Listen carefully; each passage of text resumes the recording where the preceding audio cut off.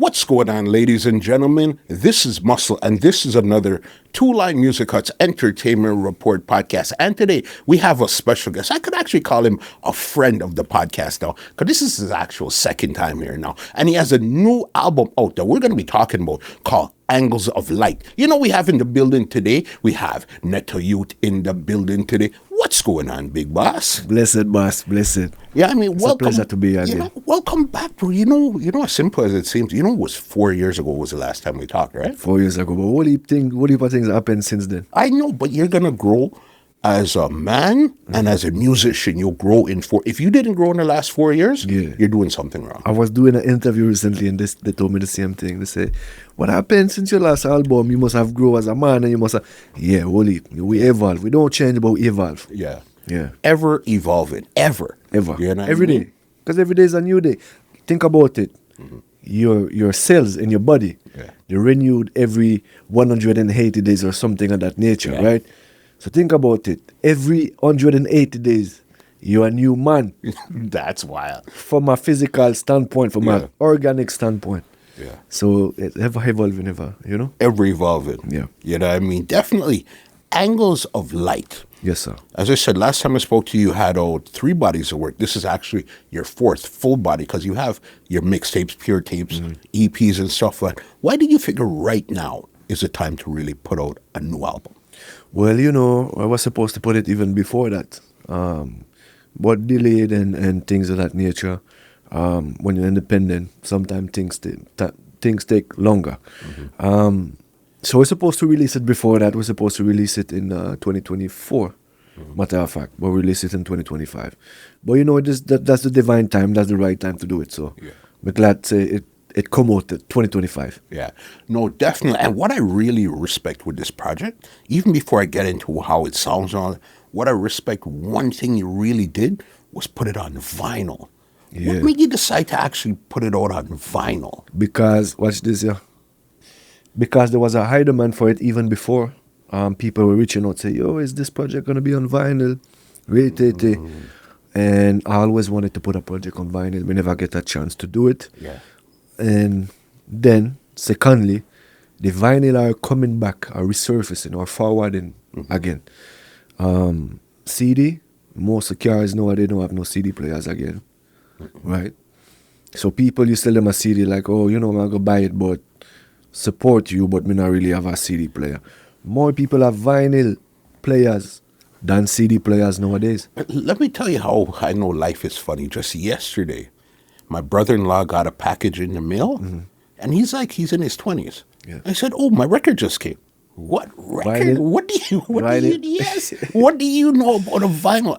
And the fact that I said, okay, there must be something happening here because he knew nothing about vinyl. When I came up, vinyl was one of the only mediums. Everybody had a record player. Right. It was a record, a cassette, or if you're going back a bit further, it was 8-track. Yeah. That was the medium to play music. That was the medium. So now to see that you brought it back full circle in 2025, where now it's now tangible because I watched an interview with Bojo. I think he was on Drink Champs, and he really broke it down where he's saying, it's almost that you're streaming your music, but you can't touch it, you can't hold it, you can't show somebody, this is what I've done. People want to have this in their hand. Yeah. They want to have this in their hand, be able to touch it, something tangible, right? Streaming, this is not tangible. And people had the CDs back in the days, but the CDs is small. You can't see the artwork you can't really take a look at the artwork. If you look at this artwork, I thought of it as being printed on a vinyl. So, Buju is right about that when he say people want something to... somebody in France reach out to me and say, I really need your vinyl.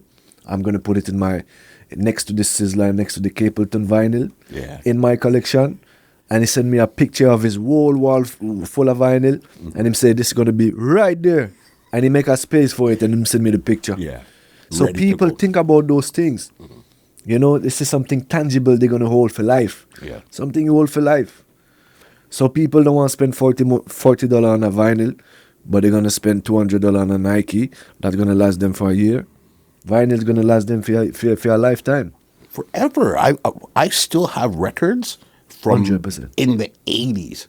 100%. Most people right now do not have a pair of shoes from back then till right now. 100%. You get it. Definitely. Yeah, man. Even if you look at this artwork here, all right? There's a couple things that I noticed looking at it. It's very, you could see this is where you went into your, I know you're a reader. You read a lot. This is where you went into, like, I want to call it the ancient scrolls to come up with a cover like this. You look at all the symbols, all the signs, but you see the people are super small. Yeah. Looking onto what's going on. So what was the thinking behind the art? The artwork. So I guess the artwork has to do with the title, Angles of Light. So if you look into it right now, angles of light are really the angels of life, right? So the angles of light are the angels of life. So for instance, you see here, you see the Most High here, which is the all-seeing high, which is the Most High. You have Jehovah here, Yahweh, you the warfare, the Tetragrammaton, that transfer the energy via light, right? And you see the planets. So the angles of light are really celestial station or celestial bodies, and it's referred to astrology. Oh, the astrology is impacting us as humanity, as mankind, and impact our destiny, right? When you look at astrology, we calculate the angles to see, okay, how many degrees this planet is going to be in that planet and that, etc. So that influence our life, our day-to-day life. Our birth chart, for instance. Our birth chart is about that. Calculate the angles, what time you're born, what planet was under which, etc. Right? So that's the angles of light. And so we receive the information. The light is information. That's divine light. That's divine information. So that comes from God. And God transfer information via the planets, via the celestial bodies, stationed in the sky depending on the orientation, their position, angles, and then it transferred to us, human, on the earth, and that's going to influence our destinies and mankind. Definitely, I see that because this is not only an album cover, this is also a statement piece, or it's also something where you could get into deep conversation just by looking at this. People could have conversations for hours about all different things just by looking at this. Right? I'm currently writing a paper on the meaning of it, and I can write on it for pages and pages, and talk about it with people for hours. There's a lot of esoteric connotation and meanings on this. And we can talk about it for hours, you know. There's a lot we can talk about this. So you see, for instance, the planet here, you see the people there, and you see DNA strain. So we receive information through our DNA. There's something that we call in our DNA that's called junk DNA that scientists cannot identify what it is. It's called junk DNA. But it's not junk, it's not rubbish DNA. There's nothing inside of us that's junk, or it doesn't have a use. But if you look, you Google tomorrow, you say junk DNA, they're going to say it's something, that part of the DNA that scientists cannot identify, right? But we know that it is something that is used to receive information through our DNA, receive information from God, from a higher self, right? So you see the people, and it's also like the Jacob ladder. Jacob ladder. So people climbing the Jacob ladder, going to the Tetragrammaton, which is Yahweh, which is the light, the all-seeing high, because he's seen everything. That's the creator, that's the most high, right? One creator for the universe. And so, and also we receive light, which is electromagnetic. We are electromagnetic being. And God is Elohim, or Hel. In Arabic is Hala, which come from Hel, which come from Hal, which come from God, right? So Hel, electromagnetic. So everything Hel, electric, come from God. Hel, electricity, is also God-like. So it's a lot of meaning. It's a statement piece, and you really want people to look into it and understand that this is something different. If you look at your first 3 albums, 2 of them has a picture of you that's cool. The first one, it was blue and had other stuff. The first one was the same painter. It was the same 2008 called the New Jerusalem. Same painter named Monk. He's a friend of mine, amazing painter out of Montreal. But he's an international painter. He traveled all over the world, Africa, Europe, South America to paint. And he did my first album cover. When I was doing a show one day, 2007, he did the live painting behind me when I was doing the show, and that became my album cover. And I wanted him to do this album cover because from an esoteric standpoint, he understood the vision, what I wanted to transmit through this album and title. Definitely, I could see that. As I said, you're in your bag right now, your esoteric bag right now. Where again, it could have been a picture of you with some nice trees and stuff, nice girls smoking a ganja, whatever the case is, Yeah. But clearly, the vision that you had downloaded into your mind was to present something like this to the world. And you know what muscle is like? In reggae music, a lot of album cover, the artist picture, like you mentioned, is a lot of picture of artists. But I wanted something more than that. I wanted something different. Yeah. Someone that have, or a group, should I say, that has great album cover is Midnight. If you look at Midnight album cover, they have all esoteric meanings like this. So not saying it was an inspiration, but it's something I wanted to do for a long time. And Midnight, if you look at Midnight cover, they're similar to this in a different aspect, but they have a lot of spiritual and esoteric meaning as well. And not a lot of people do that in reggae music. And I want it to be a little bit different this time around. You know the thing with it, if you go back to probably the 70s, that's where you had a lot of art for your album cover. Yes. And then as you went into the 80s and 90s, it became a picture. But now you brought it right back, and especially with vinyl too, so it all makes total sense. That's right. That you bring it right back. I didn't want people to have a vinyl of my picture, Bridget. It's not about me. Music is bigger than me. Yeah. So they look at this and they can even interpret the own meaning of the album and the title, Angles of Light. What does it mean for them? They can look at the vinyl, study it, play the album, bonus spliff, whatever you want to do. And you can look at it and say, oh, this means that. And look at this here and look at this planet here. It means that for me, and rate it, Yeah. So everybody can have their own meaning. Right behind it. Right Definitely. behind it. And again, you're doing this all as an independent artist, right? Right. Putting out vinyl, you produced the album on your label, Article Youth and all that. Right. So let's get into some nitty gritty now.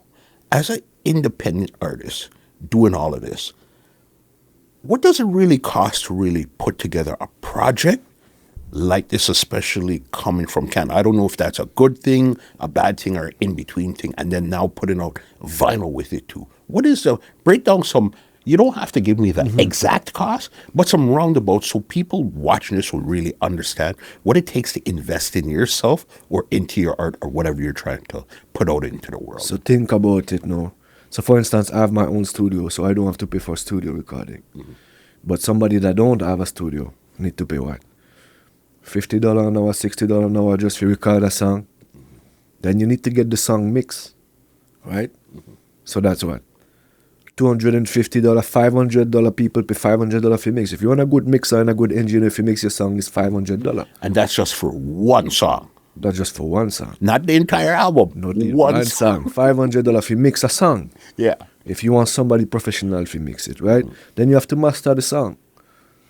That's the next one. $100. Then you have to do a artwork, right? That's what. Our next $200.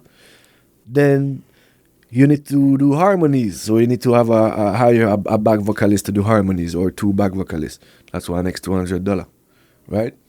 If you want to add instruments on it, other than the instruments that the rhythm already have, that's our next. And if you have a live rhythm instruments, you need to pay each instrument player, so that's even worse. Yeah. So that's our next grant, for instance. Live music is even more expensive. So it can come easily to $2,000. And then we're not even talking about promotion of the song. We're not even going there yet. So we look at $1,000, $2,000 for just one song. Not even an album, bro. Even an album. One song. That's right. And that's crazy. But again, as you said, we still didn't speak about promotion and marketing of it. Because again, I think having a good song is good, but marketing the song is a totally different beast. You have to be able, if you put 2,000 into this song, you probably need to put 2, 3, 4, 5,000 behind it to try to push it as far as it goes. Marketing money is even more money than the song itself. Because like we were saying before, Nike, KFC, all those companies, right? What is the most money them spend? Marketing money.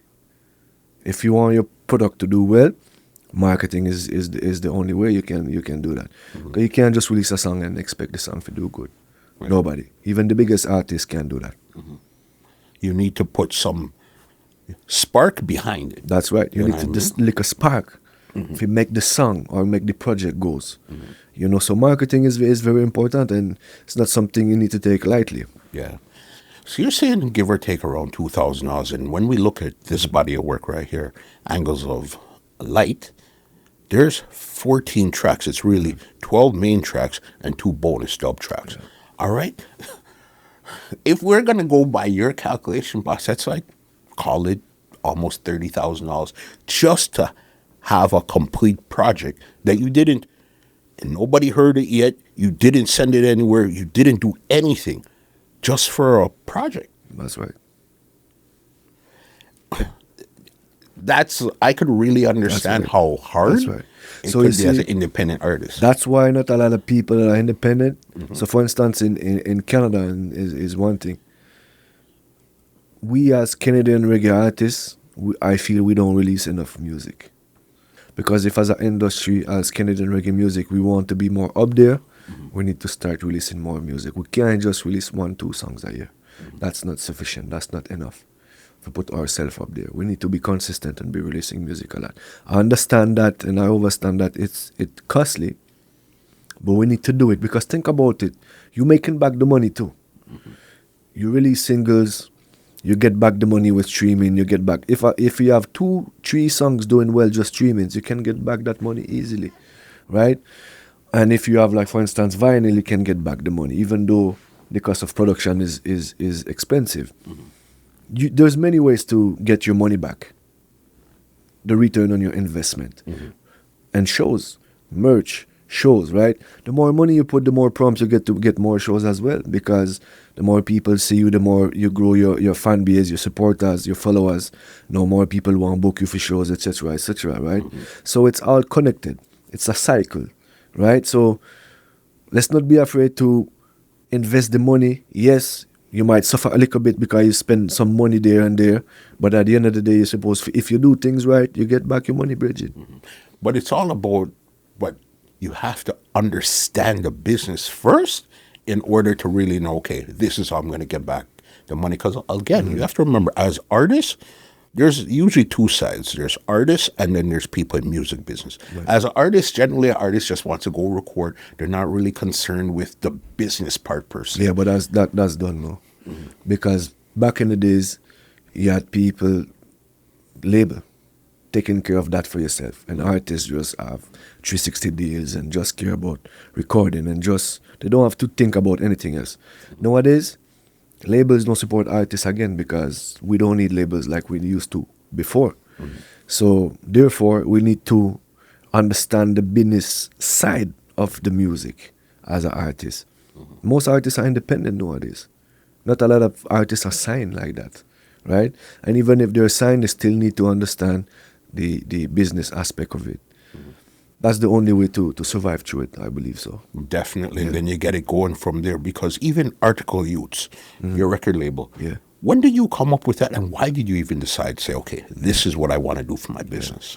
So when I released the album Is Getting Harder in 2014, I was signed with a label which was a subsidiary of Universal Music Canada, and then I part ways with them, and I moved to Toronto 2015. Then I realized, say, all right, you know what? I'm not going to try to depend on a label because that experience was not really profitable for me in a way. And not a good experience.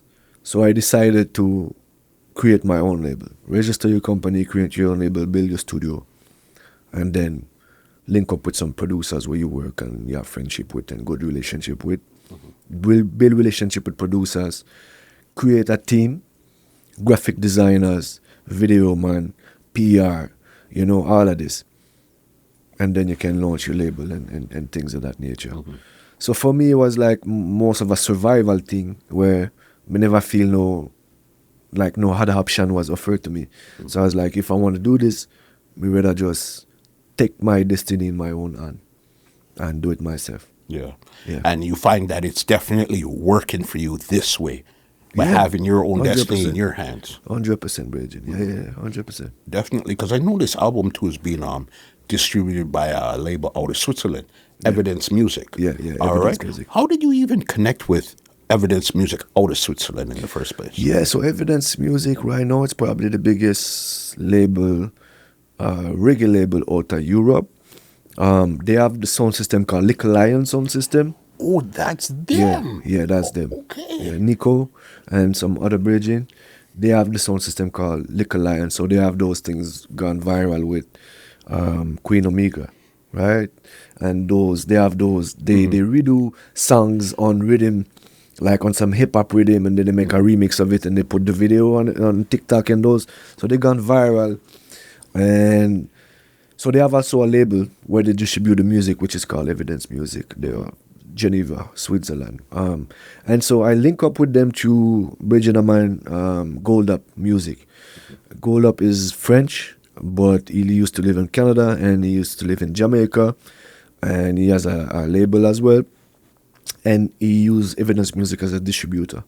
And I was like talking to them one day. I'm like, hey, can you link me with Evidence? I'd like to have a chat with Nico from Evidence. And we call Nico up on the phone, and he's like, yeah, I like your vision, and me like his vision and his approach towards reggae music and things. And I'm trying to build my things internationally, especially Europe. So I think it's the right media to do that and the right avenue. So we just say, all right, so we're going to release that album with Evidence Music, and we're going to start by single. And then we started with single 2 years ago. We did a couple singles, went well, and then the album right there. Yeah. So they're also doing the distribution of the vinyl also? No, that I'm doing myself. So they taking care of the digital distribution alone. Yeah. Okay, so I don't think you understand how enamored I am right now to know that you actually have out vinyl, boss.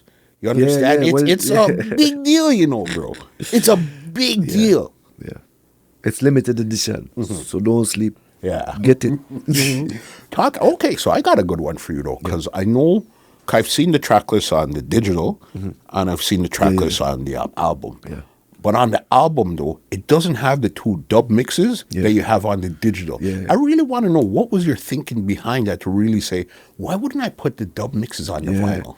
Well, I wanted to put them, but there's a thing with vinyl, and I didn't know that there's a certain amount of time you can put on each side. I knew you were going to say that. And there's too much time. Yeah. So we had to remove the dub version, unfortunately, out of the vinyl.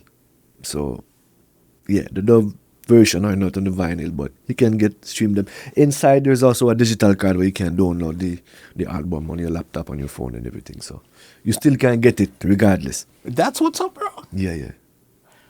Where did your thinking really come from to say, this is how I really want to package my art and present it to the world? Because that's not everyday thinking, you know, bro. You know, we're really trying to put ourselves in the consumer shoes and see how the people live and how the people consume music. So, for instance, there's some people that's buying the vinyl, but they don't have a vinyl table if you play the vinyl. They just want it as artwork or something, like we were saying, tangible, if you have within your hand. But inside they have the vinyl card, if you download it on their laptop or their computer, so they can have it digitally as well, right? So that's the vision. We're just trying to put ourselves in the consumer shoes, how people consume music, and make it an easy experience for them and an enjoyable experience for them. Yeah. No, definitely, I rate that still. And you're talking about producers, because I know you've been doing a lot of work with Bob Rhythm and Soka. Soke. From Backs and Ranks. Yes. Yeah, Backs and Ranks. Yeah.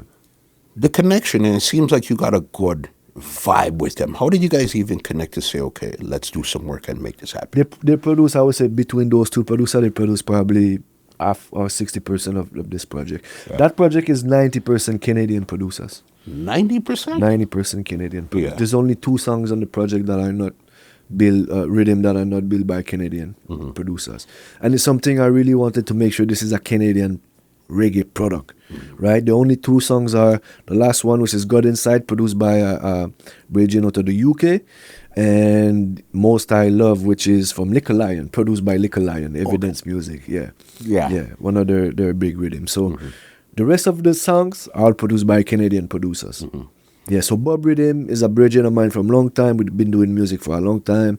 He was in a hip-hop group back in the days in Quebec. I used to be the hype man, open for them. Yeah.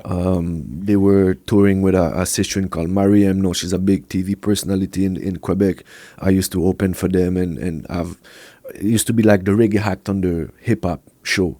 and be the hype man and hype the crowd and all those things and hype up the crowd before their shows and So I used to do that when I was younger, and now he started producing reggae music, and now he's got nominated for Grammys, he got nominated for Juno, So I introduced him to a lot of people in Jamaica, and since then it's been 7 years, and he's been like building his own network in Jamaica. He wholly, Grammy nominated, so I'm proud of him. Soke, my brethren from Banks and Ranks, he's been doing reggae music for a long time, from Quebec as well. Fan of reggae music, fan of dancehall. He started with dancehall and reggae music, and now they producing Sean Paul, they producing Shensia, a lot of big pop artists, Latin Grammy nominated, Grammys nominated, Junos winners. They won like 4 Junos 2 years ago. So, just the greatest producer I work with. Yeah. And you see, it's all about network and connections, because as you said, you've been linking with these guys forever. Yeah. But those are my friends. They become my friends. Like Soke, for instance, we go on vacation together. Our children plays together, you know. Things, our woman just hang out together and we go on vacation together. Bob Rhythm is a bridging from long time. So it's more than just producing music. Is really, we have relationship with those people.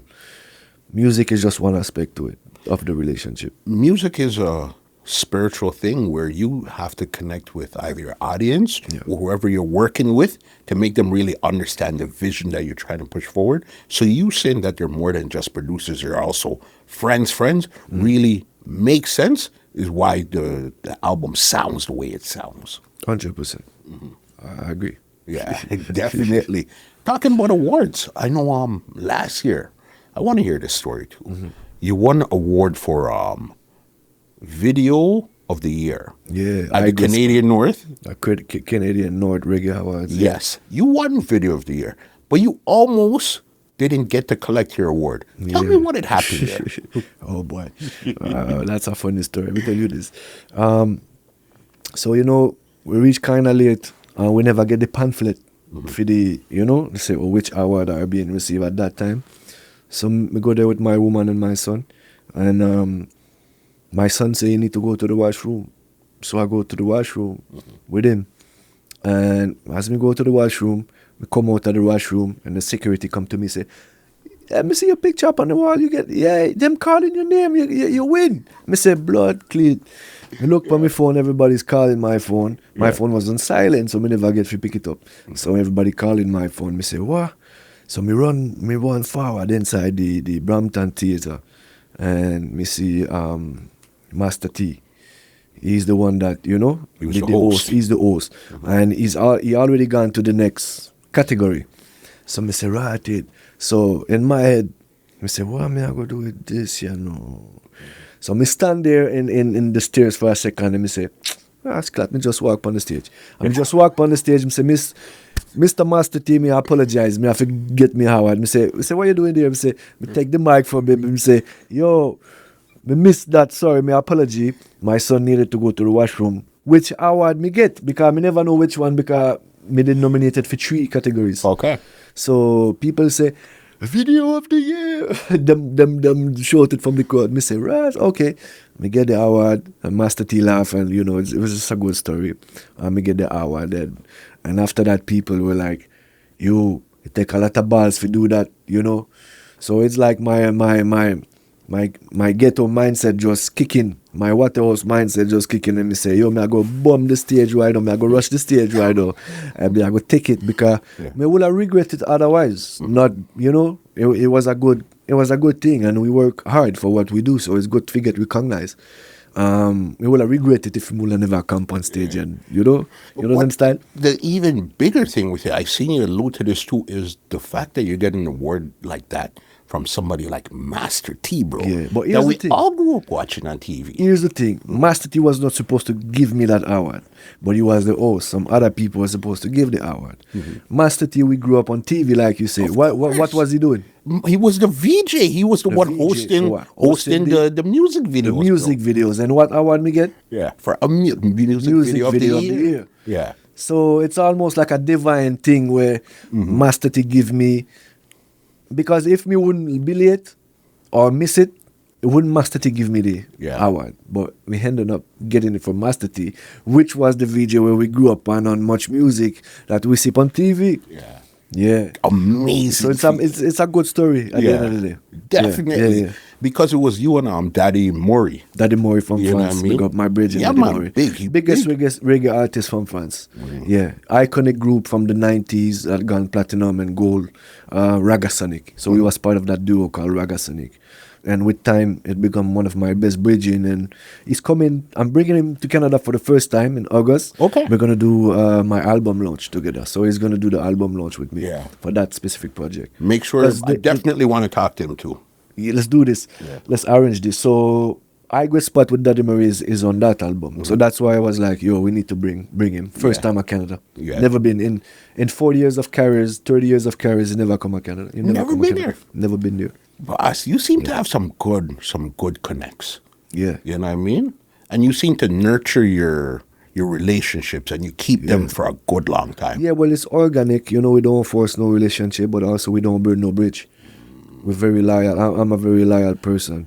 And, you know, from respect is there and love is there, we reciprocate that naturally. Yeah. Definitely. Let's get into some of these features you have on Angles of Light. All right? I know the big lead is the one with you and Anthony B. Yeah. Okay, but I'm going to jog your memory here. Remember when you were here in 2021?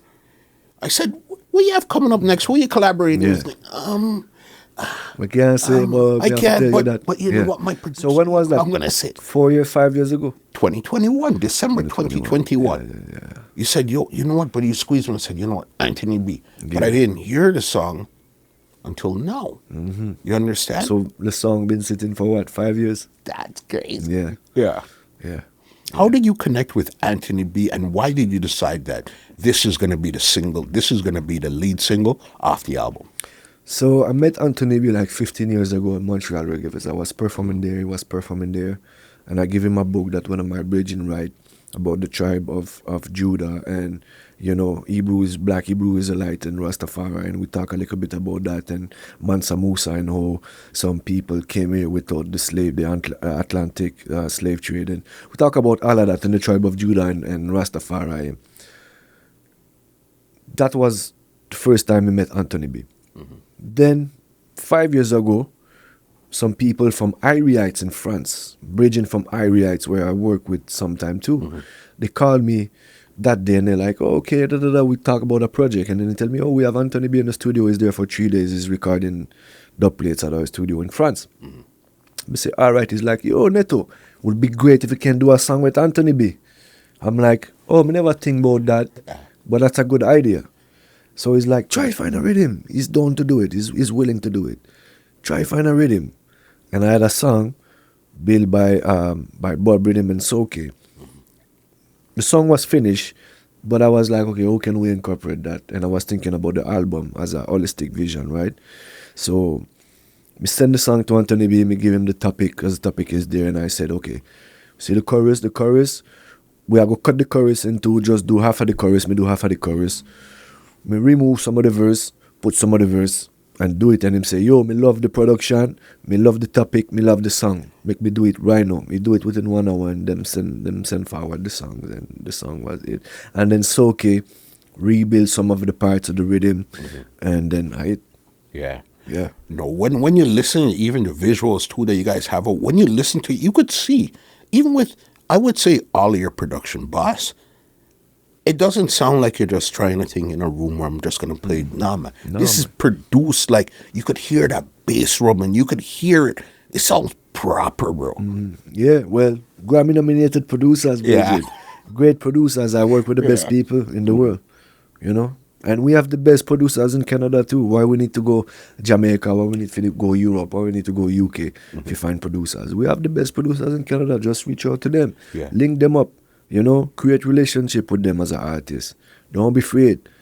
Call people, say, yo, me would love you, me like your work, me want to work with you. Yeah, let's make it happen. Yeah. People need to start doing that.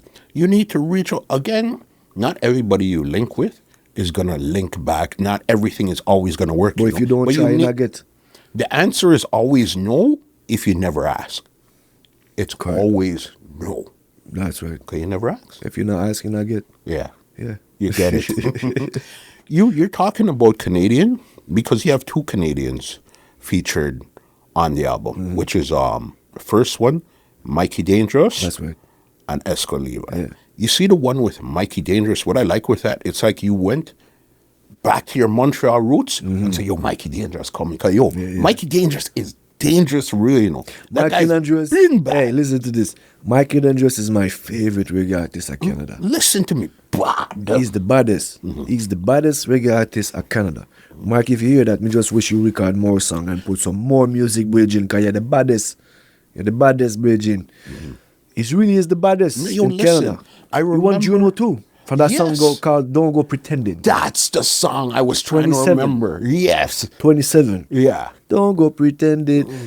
Biggest song, man. Biggest Listen. reggae song coming out of Canada. Me nah ask. Me tell you. No, that song was crazy, bro. Yeah. I seen him live when I went down to a Montreal Yeah, Reggae yeah. Fest. But again, the only thing I don't know if it was just me, I'm not really seeing the music or not. I didn't really hear too much more after that. But you see Mikey Dangerous, boss. Baddest artist, man, in Canada, Bad. man. Baddest artist. And Montreal have so much reggae talent, but I feel like it's very hard for artists in Montreal because there's no really like industry like Toronto. There's no framework, there's no like, you know, them style. It's very hard for artists in Montreal. Like you have Dan Beats, you have Mikey Dangerous, you have Jakarta, you have all those big artists in Montreal. But it's very hard in Montreal, man, Yeah. for reggae music, to be honest. But so much talent. So much talent. What I like with that collaboration, you could hear it's the real hardcore dancehall reggae, real reggae rhythm, but then you guys almost put like a little old school hip hop swing Yeah, to it, yeah. and the way how you guys were just right. I said, Yeah, yo, yeah. tough. Yeah. You understand? Yeah, I recorded that song about 6 years ago. And then like 4 years ago, I was like, yo, Danger, call Danger and say, we have to do a song, man. I send you a rhythm. Just try, do a verse on it. Yeah. And do the verse. And I was like, I have to put this on the album. It's not like a single song, but it's incorporated well in the album, in that project. So it was just perfect for it. And I think Mikey Dangerous verse on that, for me, is the best verse of the album, for me personally. That's a big statement, you know, Yeah, bro. Best verse of the album. Yeah. What is it about Mikey Dangerous that you really enjoy as an artist? Well, he's a brilliant of mine. You know, we talk on the phone for hours. He's just a humble person. Good father, good family man. And he just a bad artist. He bad. Yeah. You have delivery, you have the flow, you have the lyrics, you have everything. Like in terms of, he got it on lock. Yeah. And in Canada, that level of standard of quality in reggae music is very rare, and Danger, Mikey Dangerous has it. So we have to give him flower, you know, and while he's there. Definitely. Yeah. And I seen, okay, so then that's Montreal. So bring it over to Toronto now. You and Esco Levi now linked yeah. up and actually put out music now too. Yeah, but the song with Esco we released a couple years ago, I believe in 2021, Ethiopia One More Time. But we redid some horns on it. We got ice sax to do some horns, some saxophone on it. We remastered the song, we remix it, and we release it again for the album. Yeah. No, because you could listen, because even when you brought it up earlier, when you said harmonies and all that, when you listen to me, you could hear the harmonies knocking in the back. Say, okay, so this is not I'm just trying to think. I'm a real musician from time, putting together my package, listen to my package. So the whole right here. album, basically, this project, I was kind of executive producer where harder the harmonies, say, okay, we need to do the harmonies there. Link up with ice sax and say, we need to do saxophone there. Give me that notes there, give me that notes there. Flute there, so I say, okay, if that rhythm doesn't fit for flute, we do saxophone and we do other instrument. Food, clothes and shelter, me added some strings. A bridging named Seb Ruban from Montreal did some strings on it. We do some strings. I'm like, so I had come all with that vision of not just, we do song, we put lyrics on rhythm, but also we arrange the things. We put strings, we put saxophone, and then we do arrangements on it. And so that, like the post-production. And I organize all of this.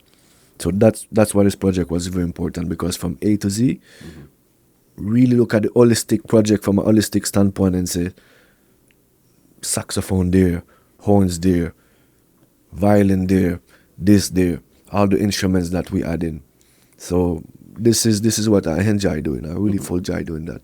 Arranging and producing. Right. Yeah. It's not the production doesn't stop at putting lyrics on a rhythm. Yeah.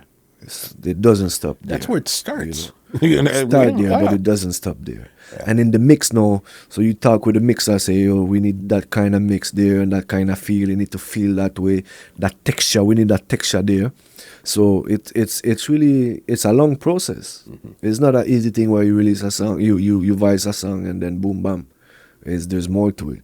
If you want to do it correctly, there's more to it. Definitely. Sometimes we focus on just releasing, and quantity, but quantity is good. Yeah, consistency is important, but quality is also good. So we have to find a balance between quality and quantity and consistency. Yeah.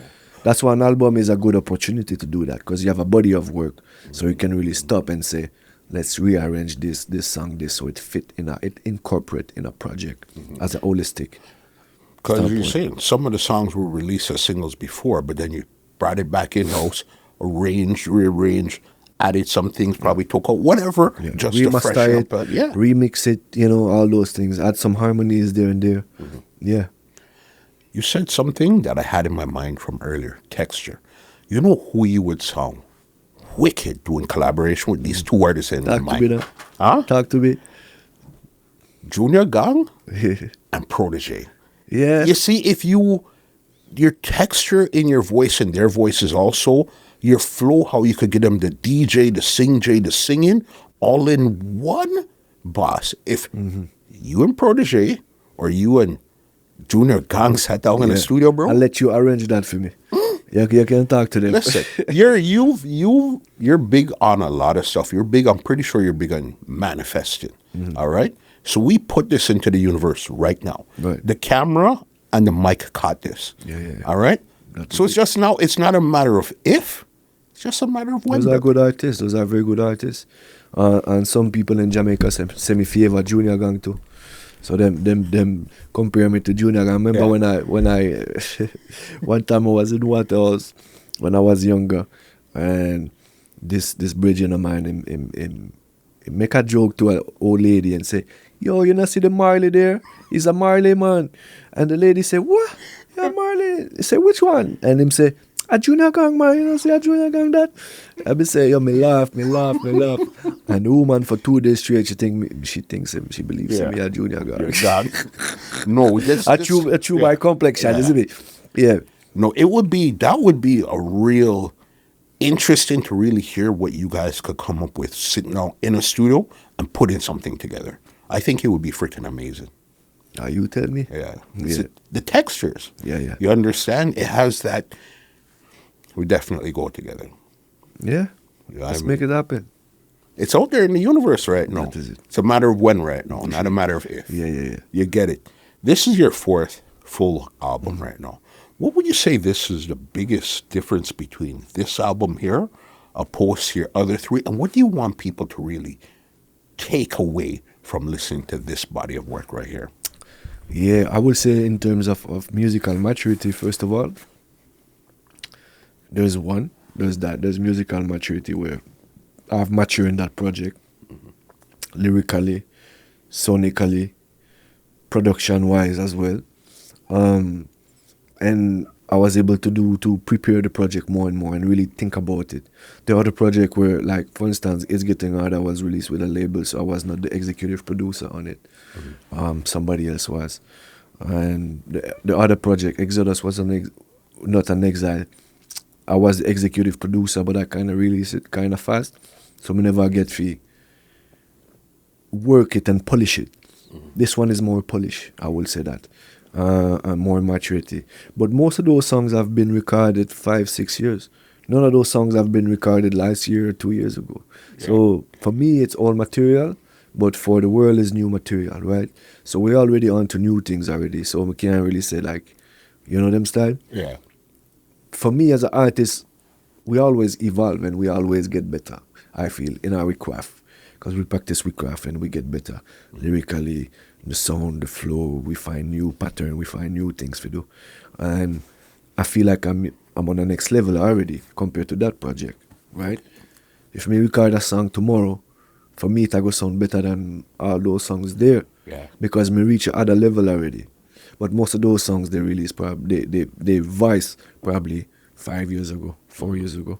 But then you just decided to put it on one cohesive body of work. That's correct, yes. Where they could get a listen to you. Because last time we were speaking, you were more into your singles. You were more putting out singles. Yeah. But you said, yeah, in the future, I'm going to be putting out an And album. that was Yeah. the uptick was to release that project. Yeah. So some of those singles we discussed last time, 4 years ago, we released on this, the one with Turbulence, So Cold with Turbulence and Wayne J, the Real Father song. Yeah, all those songs that we talk about are found on that project. Yeah.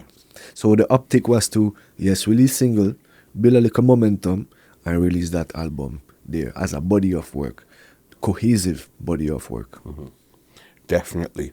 Listen to the album. Album's wicked, all 12 tracks, the 2 bonus ones. Listen to that too as a dub.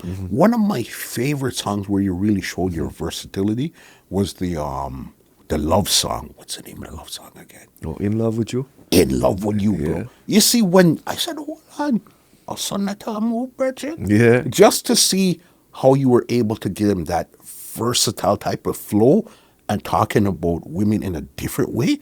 Where did you have to go in your mind to really come up with that song there? Wow, it's a good thing. So you see the rhythm is like a hip hop, like soul hip hop rhythm. So it's a little bit different than the other rhythm on the album. But I wanted to have this song there because, yeah, reggae music is about social commentary. It's about spirituality. Yeah, we talk about Rastafari. We talk about a lot of things. But love songs is very important in reggae music as well. Reggae, I would say love song constitute probably most of reggae music global catalog as a whole. So we never had a love song for that specific album, and there was some woman that were telling me that, hey, we need some more representation there. So I was like, okay, which love song me voice in the last couple of years when we can incorporate in our project? And that song, In Love With You, although it's less of a one-drop reggae rhythm, me still really love that song personally because I like soul music and it has more of a soul texture, touch to it. And I just say, all right, let's put it on the album, you know, because we need a love song and it's going to bring a different vibe as well. And I think you grasp that as well. No, definitely. Listen, as I said, everything, it's a wicked production. Everything is super tight. But when I heard that one there, you could see that came from almost left field, but it fits so perfect on the album. Yeah. You understand? Yeah. Well, I'm glad, Hot song. I'm glad you think that. Yeah. Because I was having some doubt at some point, you know. So it's good you're telling me that as a good music connoisseur as yourself. I respect. No, man. I like to, if I'm going to have you in this chair here, I like to actually, I could fake it and say, okay, I read the 14 tracks. Oh, what do you think and make it? You tell me about it. No, but me know you listen But to I it. man. listen. No, You know what I mean? I a real take it in. journalist must you do your work, you know. No jokes. You have to do, I love what I do, bro. You understand? I And know, it's we can always a feel it. vibe connecting with other people that love what they do. You're the best at what you're doing. I'm trying on getting there. Stop that. Stop. I know you're being humble, but you're the best. Yeah. We're working there. You know what I mean? No, definitely. This album out now, all streaming platforms. If they wanted the vinyl, where can they get the vinyl? You can reach out to me on my direct social medias directly. Yeah. And you'll be I shipping. answer to everybody. Everybody that come to the DM and talk to me and say, yo, me love that song, and answer to everybody. It's very important to connect with the people. Yeah.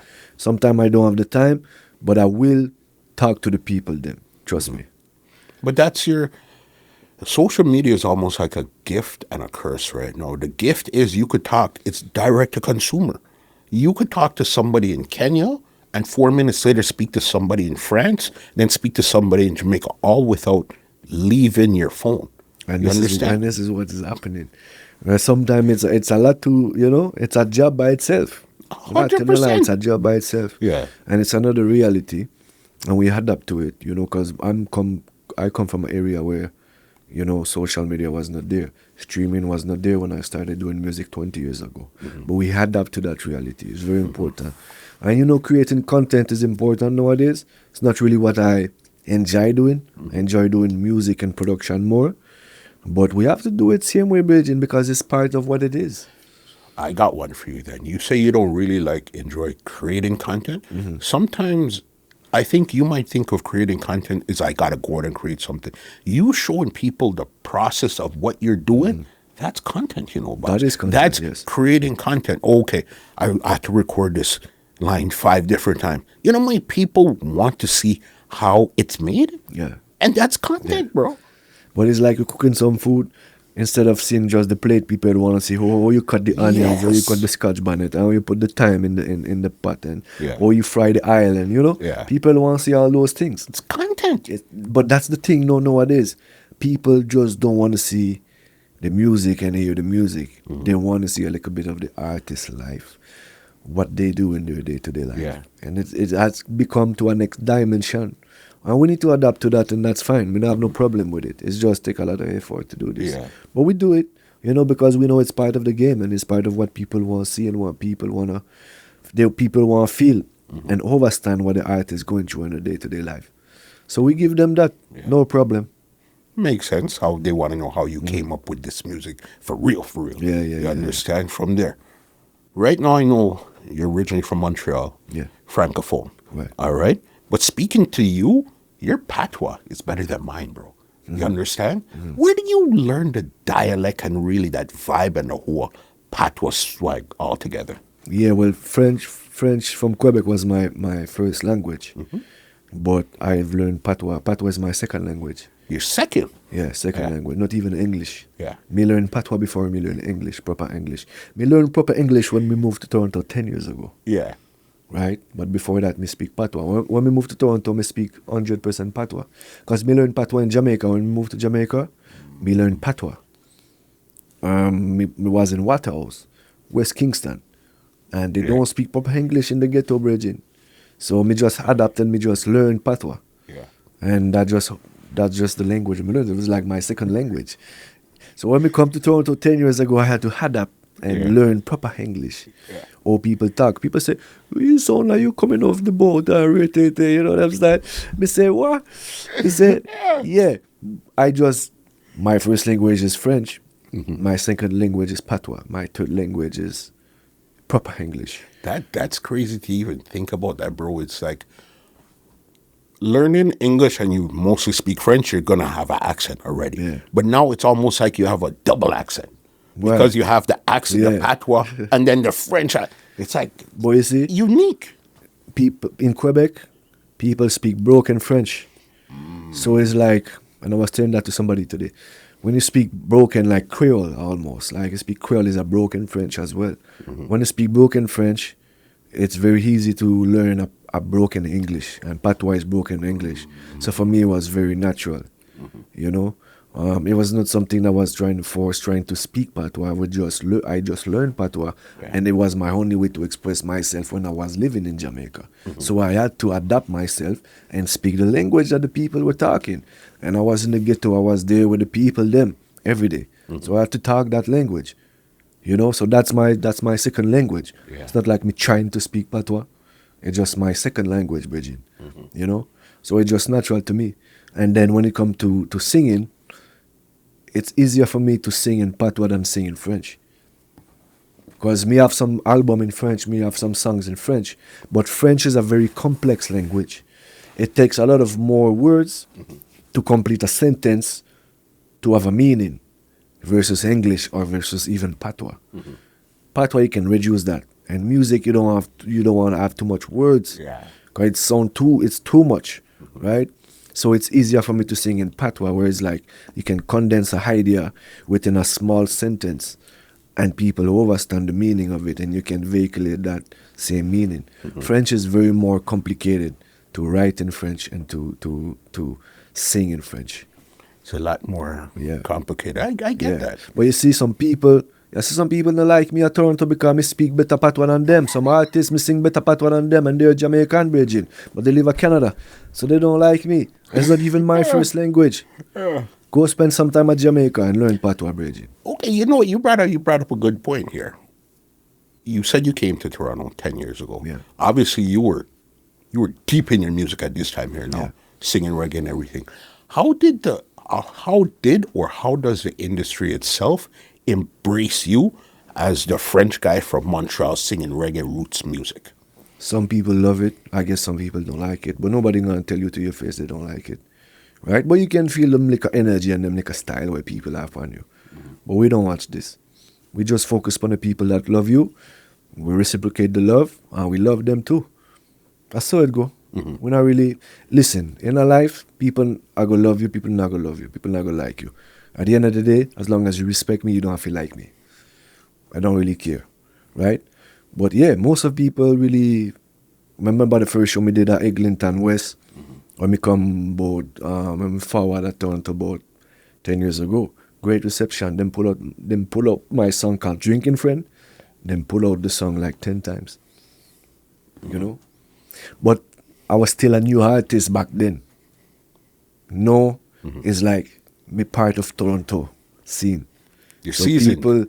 people see it differently now. Yeah. You know them style? So it's different. And when you start being, and it's so funny because there's so much politics at Toronto, but me never wanted part of it.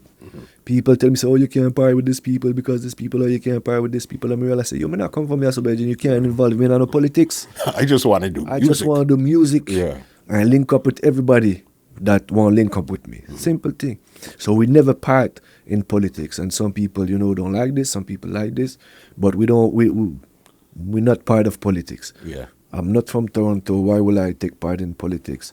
I'm not from here, Bridget. Me do music. Yeah. Rastafari, one love. I don't have nothing to do with politics. And there's a lot of this here. And this is mashing up the music. You find so? Yeah, Toronto has a lot of politics in music. I mean, everywhere has a lot of politics. Jamaica too. Because I'm part of, Jamaican music industry as well. And I can tell you this. Same thing, a lot of politics.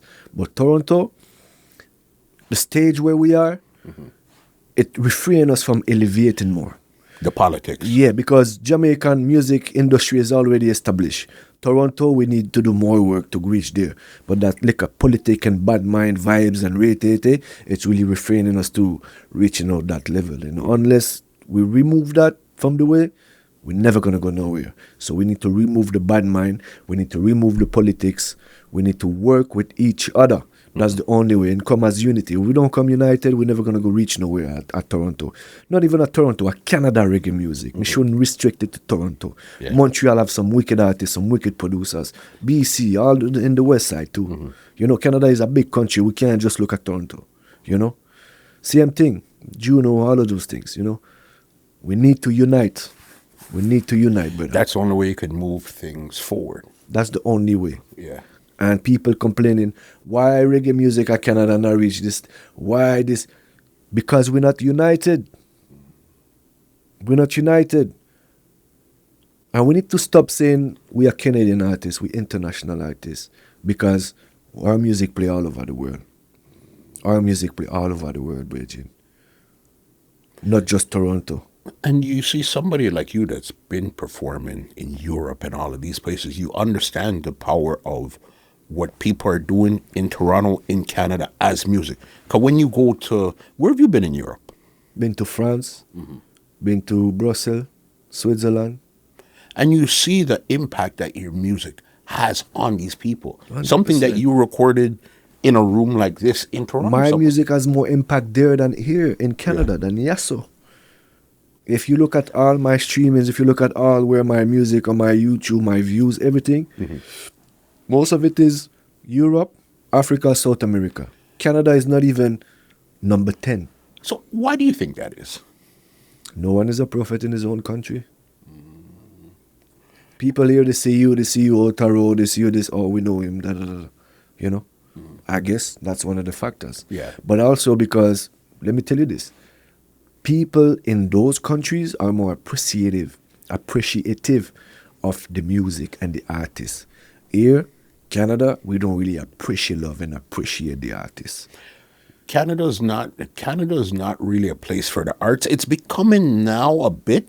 Canada's a place I could speak from Toronto. Toronto's a place where you go work your 9 to 5 and you go home. Whatever you do after that is cool, whatever. Right. But that's how here was structured. That's how the system dictates here works. Right. So as artist-wise, okay, you're cool. Well, Canada na boss artist. Canada never bust artists. No, Which we've artist never- bust from Yasso Muscle? No, we've never been. Talk to me. But then that's what I'm showing, because we've always been a 9 to 5 place. You come and do work. We haven't. We have immense talent. Look, if we're gonna go, like, say, look at hip hop wise now. You have Drake, you have Tory Lanez. Weeknd more R&B, Justin Bieber more pop and R&B. Remember, We have these the four biggest guys. artists. We have the biggest artists. These But them never four of bust. them. But them never bust from Yasso, you know. But then that's what I'm Them showing bust you. from. But this- but these four guys were running the game crazy as Yeah. Canadians. But as you said, they didn't get their break from here. No, they because had to Canada get never over give there them the and go love. get it. Them get the love of Canada after them bust When they America. come back. Look at Yes. Celine Dion. Celine Dion is the biggest Canadian artist Crazy, bro. in the universe. Yeah. Yeah. But she never bust from Canada. She She- bust from America. She didn't get her break in Canada. Nope. That I didn't. I didn't know Celine's story to really say, okay. I always, because she represents Canada so hard, Yeah. I always thought that she got her break in Canada and then went to America. That's right. But she never bust Justin Bieber, Yeah. Weeknd. They talk about them people, Drake and America. and America, man. Them bust of America. Canada never give them a strength. No Canada gonna give them a strength. So it's like Canada, you have to bust somewhere else. Yeah. No Canada give you a strength after that. But you see the thing with it, at least you know that system, so then you don't get mad with it or you don't get disappointed It's with just it. the You just reality. know this is how it works. I'm going to go out there and go do my work. If there's 10,000 people screaming and running behind me, cool. When I come home, nobody sees me. Okay, cool. That's just how Yeah, that's it it. works. Because you understand that's how it works. But you have to understand the mechanics, and that's how it works. And you can't be mad, and you can't let that thing stop you Yeah. from doing your thing. Just focus on elsewhere. Yeah. You know you're gonna market your music here. You know that's good if you have some fan base and you have some followers there in Canada here. But I will say, try to be smart and understand where is your fan base, where are your followers. Try to get the demographic and see where should I focus, where should I market my things, right? And I bet you, as an artist, it's not here in Canada. Yeah. Once you make it elsewhere, forward in Canada, and yes, you can focus there.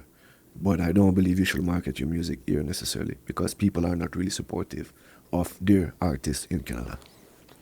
I wish one day I'm going to have that conversation and somebody's going to say to me, one day, you know, that I made it from Canada, everything that happened in Canada. One day, but I know today is not that day.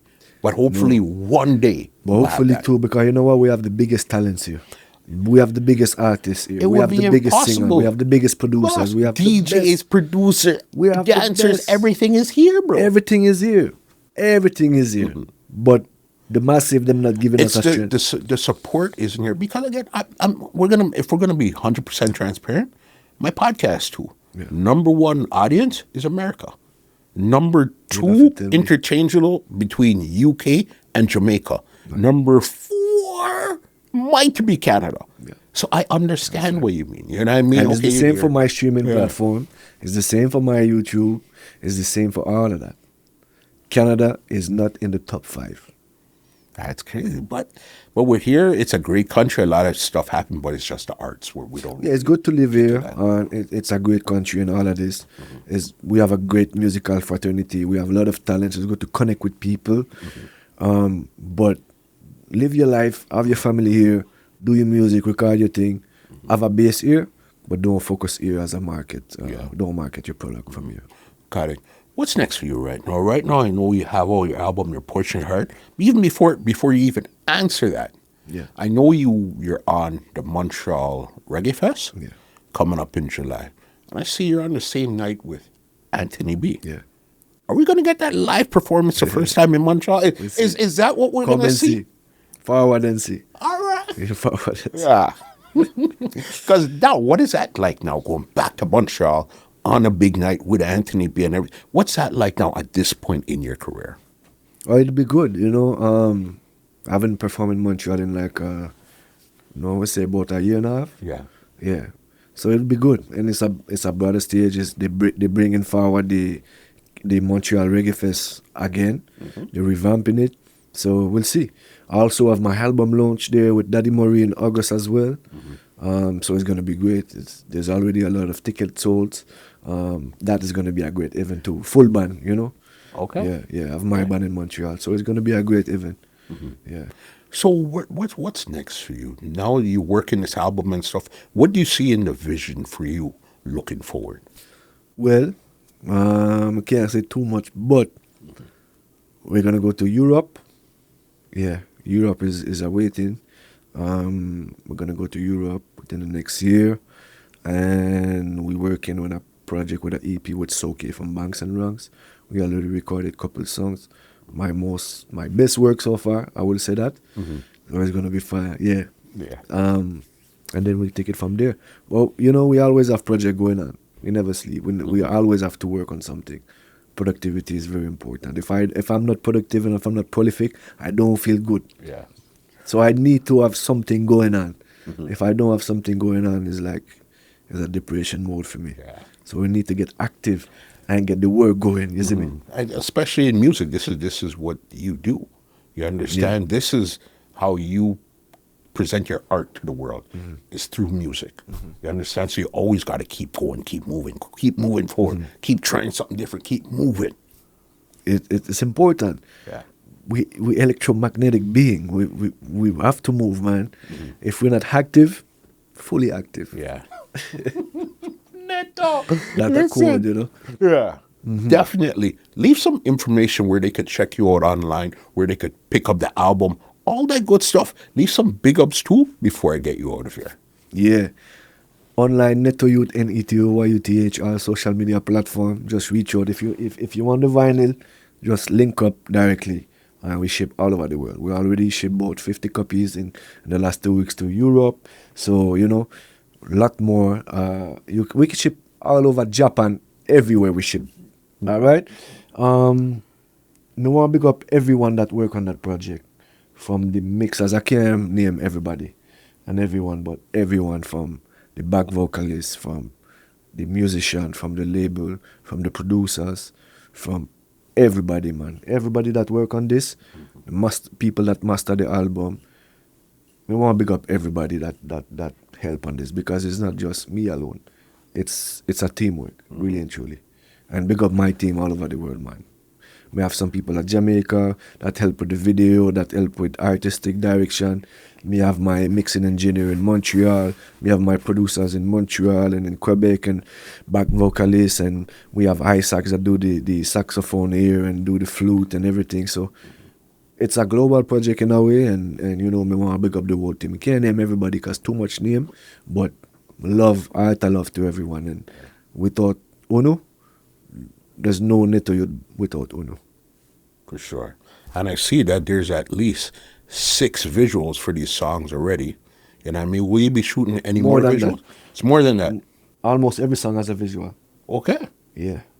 Because Food, I know Clothes the and 2 with Shelter. Turbulence. Food, Clothes and Shelter, Without You with Turbulence, Most I Love, I Grey Spot, In Love With You as a video, So Long as a Real Father, Karma, So Cold. Yeah. So that's about 75% of it. All of them visuals. Yeah. And I see a lot of them, you shoot a lot of your visuals in Jamaica too, so it gets that real feel to it, you know what I mean? You know what? I'll tell you something. I feel like it's more easy if you shoot video at Jamaica. Why? First of all, simple things like the light, the texture, the colors. You know, Jamaica is a very colorful place. There's a lot of colors here. Here is, you know, you don't know a day the light might not be there, or, you know, the buildings and everything. In Toronto is like not that much colors. And then the people, like if you need people, if you go into the video, I like to get the people from my community, from Waterhouse, to get inside the video, to give them a opportunity to shine as well. So people are really willing to be in video. And they're very good actors in Jamaica, Bridget. Everybody are good actors, you know. They might never been hacked. They never act their whole life. But trust me, when they go up on set and the camera is on, Action. then people really, Bridget. Yeah. And in Canada, it's like you call some people, you need some, me need a people to do that in a video and this and that.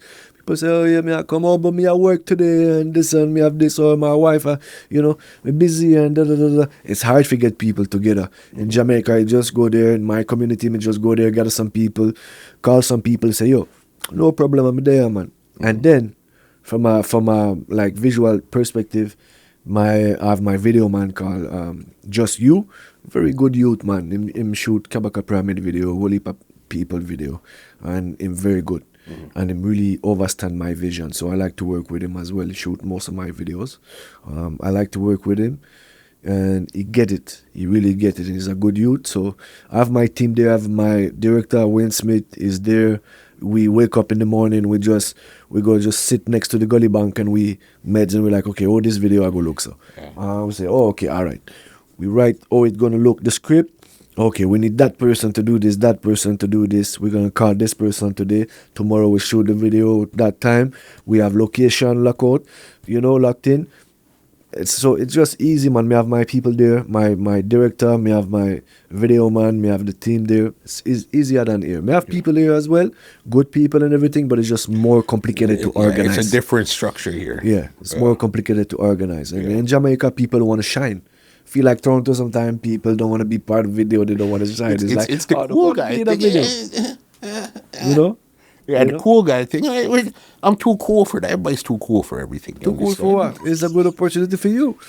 But in Jamaica, everybody want part of the video, And pop out the camera? Yeah. When we shoot the video, like we told you with Turbulence, we were supposed to shoot a video of one place, up a Turbulence place, but there was an election that day. We couldn't reach there because there was like a roadblock and things. So we like, okay, so like what we do? Go back to Waterhouse, we go forward to Waterhouse, my community. So we never planned that. And then Turbulence was like, you sure you want to go to Waterhouse with that video? Turbulence then and you say, we run the place. So him go, so like, we reach there, make a couple phone calls. 1 hour later, the whole community there ready. We have the sound system string up, the whole thing ready, and Turbulence like, yo, Neto, I saw you move, man, you're done, man. Him never realized we run the place like this, So it's our place. We go there, and even like food, clothes, and shelter. We shoot the video at Riverton. Riverton? You know Riverton? Of course. Yeah. Riverton is a wicked place too, So we go at Riverton, and we know the people at Riverton, and them just say, yo, come. Come at Riverton, forward, and we're going to shoot the video, and we just shoot the video at Riverton, full clothes and shelter. We wanted a different vibe than Waterhouse where we shoot most of the video. And then, the don of the place, this holder Rasta man, he control the place and he just set up everything for you. He's my bridge, and him like, yo, Neto, anybody ramp with you or ramp with your people at Jamaica, one phone call, we reach in a 5 minutes, anywhere you're there. Yeah. And them people, them serious, And them show me the big AK and them show me the big M16 bridging. Them say, anytime, just phone call. One phone call. One phone call. Listen, so, yeah. You see, what I think your music sounds the way it sounds is, you're born in Montreal. Yeah, you're Canadian. Your family is not Jamaican. But you see, because you lived on the ground, amongst the people, day to day, and not like Airbnb, in Waterhouse, the garrison. I think all of that experience that you soaked up, put it back into music. That's why it has that feel to it. You understand? And it was not planned when I reached there and lived there years ago. But we will have said that to every artist. For instance, there's a lot of artists in Europe that sing in Patois, right? That you are European and sing in Patois.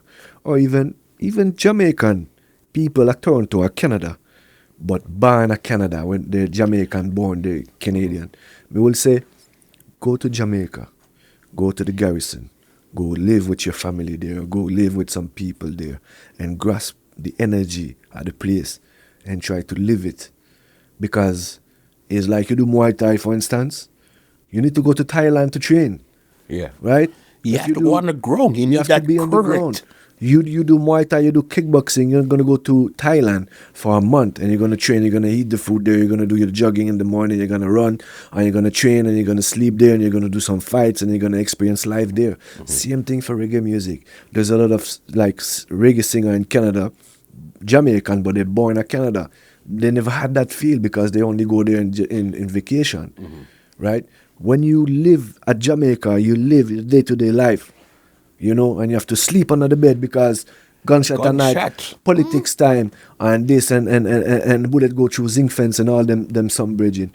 That's just experience life.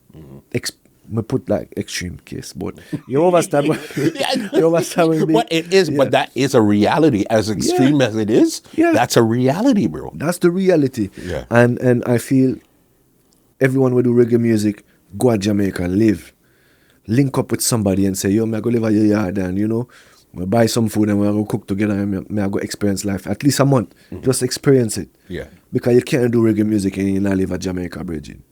To get the real soul, essence, vibe, the lingo, the current, you have to be on the ground sometime, boss. You have to be on the ground. It's very important to feel the energy. And reggae music is poor people music.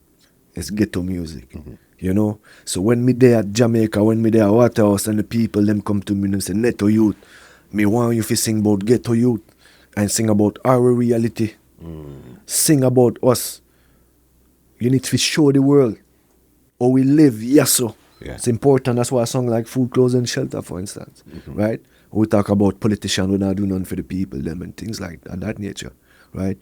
So it's a social commentary song because we want to show the people live. And the people ask me if you do songs like this because they're like, yo, you represent and you are bridge between two worlds. You go forward to Canada after that, you're there at Jamaica. You live that Jamaica, you experience the lifestyle, you know how we live in the ghetto. And Uptown used to live, I live at Cherry Garden, Waterhouse me used to live. Garrison, boss. Garrison, Bridget. Me experience whole heap of fuckery down there too. Just regular life, living there. So it's important, and it taught me a lot. And I wouldn't do the music I'm doing now without me experience that lifestyle. You could think of it. You could watch videos. You could read and stuff. Cool. You could probably put together something and put it out. But you see that experience, boss, on the ground amongst the people, there's nothing that could replace that. And reggae music come from Kingston, Jamaica. It doesn't come from China. Yeah. It doesn't come from Japan. Yeah. It doesn't come from Canada. It doesn't even come from Trinidad. You have to be in there to experience it. Experience ghetto life because reggae music come from the ghetto. Yeah. And if you have some family member that live in Jamaica, just go visit them. Experience couple nights there and see with your own eyes. Eat with them. Laugh with them.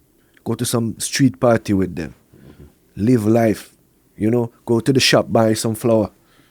Buy some rice. With your cut off jeans and those ways that where you're put on your slippers yes, and bro. Yes, bro. You're amongst the people. Yeah. Yeah. Exactly. Yeah. And every time I forward to Jamaica, me go my place, me go to Waterhouse, you have some people that see me, it's like, yo, we love you. We love you because you're there for me, you're a teenager.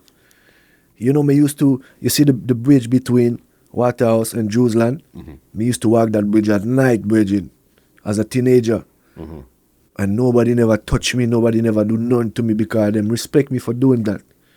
And them know also they know them can't ramp with me come me fight whole heap of people there too. I mean, Bridget. It was so you lived the real thing, bro. So they know they can't ramp with me too. But them respect me because they love me because they're like, yo, him dead for me, I'm a teenager. For me, a teenager, we see him. And him forward years later, 20, 25 years, 20 hard years later. Yeah. And him still there. And him still spend some time with we. So the people really love that, man. They really love that. And it's important. Me not left my community, me not left Waterhouse, me not left my place. Because Waterhouse is my second home. And there's no place in the world I feel more secure than this place. Waterhouse. Waterhouse, bro. Firehouse. The best ghetto. Firehouse. Are the best ghetto in the world. The best ghetto in the world. Neto. As I said, I knew this conversation was going to be General. big again. Yeah, love. But again, it's just the flow, and I like how things work in your mind, and we could present it to the people so they could really see that you really, quote unquote, live your raps. You know what I mean? What you're talking about isn't just something that you thought up in your mind. This is really who you are. This is your essence. This is your being. When you see you with your son, this is, I'm being a good father. That's why you make music about that. When you're in the garrison, you see the poor people, that's why you're making music about that. You live your raps, rude boy. You understand? Yeah, well, we even as Rasta people, we have to have a exemplary life. We have to live via a code. We have to have a code standing on your square. Moral compass, ethics, have a code.